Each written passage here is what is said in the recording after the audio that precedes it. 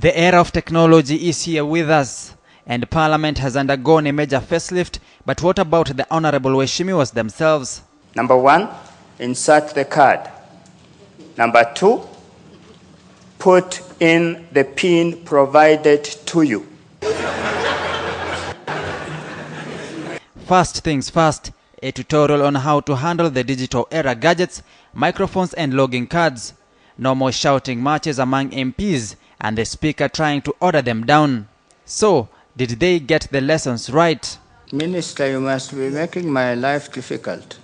The complexity of technology did not spare even the deputy speaker himself. This is the problem of technology, but anyway, we'll get used to it. Even the president had to try on these new gadgets. But did they attend the in-house training on usage of these gadgets, or do they need to go back to school of the old, also referred as Gumbaru? A lot of members of parliament, quite a number in their advanced years, and even the sight of microphones standing on the tables is scary enough. Members will necessarily have to improve their ICT skills. So who was paying attention in class and who was sleeping while the teacher, Mr. Speaker here, was issuing instructions? Member for Tetu, like I said, press your button once and leave the rest to me. But if you keep on going back to it, then it will not work. I would like to be ICT savvy, but you probably will have to bear with us to learn.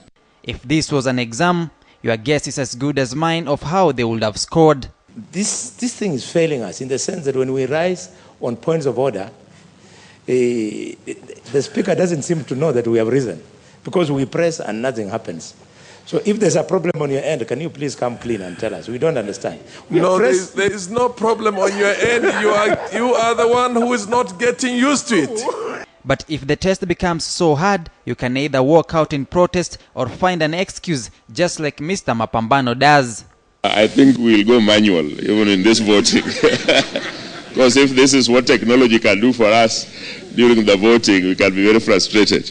Well, some paid good attention. Allow me at this point to commend the Honourable Mabona, perhaps for being the most savvy with the system.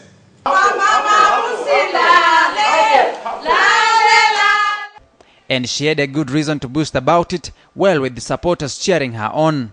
We can talk. Watch out, even you. Rachel, you can talk. I can talk. Joyce can talk. Wabinya can talk. This one is governor material, Bwana. Someone else was talking. For Kiraitu, he had found a voice. The bus had finally got the elusive driver, and he was ready for takeoff.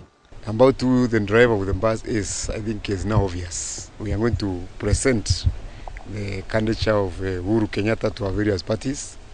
He clearly professes that in politics, marriages are only for convenience. But in this marriage, Kiraitu had to contend with being in a polygamous family, whether he likes it or not. We have no objection to children within the TNA fraternity, but to embrace our stepfathers, our stepmothers, and say that we're going to cooperate with them. Embracing, sir, embracing.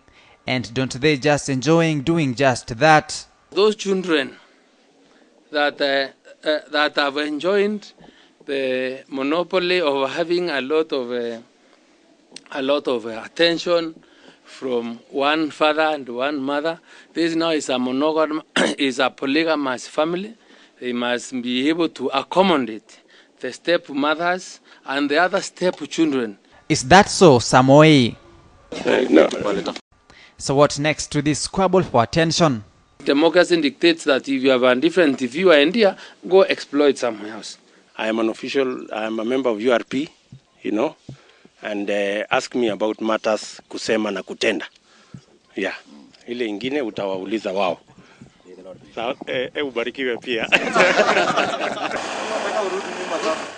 Now Isaac Ruto will drive away from such madness, but not so fast. You don't check out in a half without security clearance. Welcome. Oh, it's wonderful to see you. Thank you. You're well. Remember, there is a lady in town.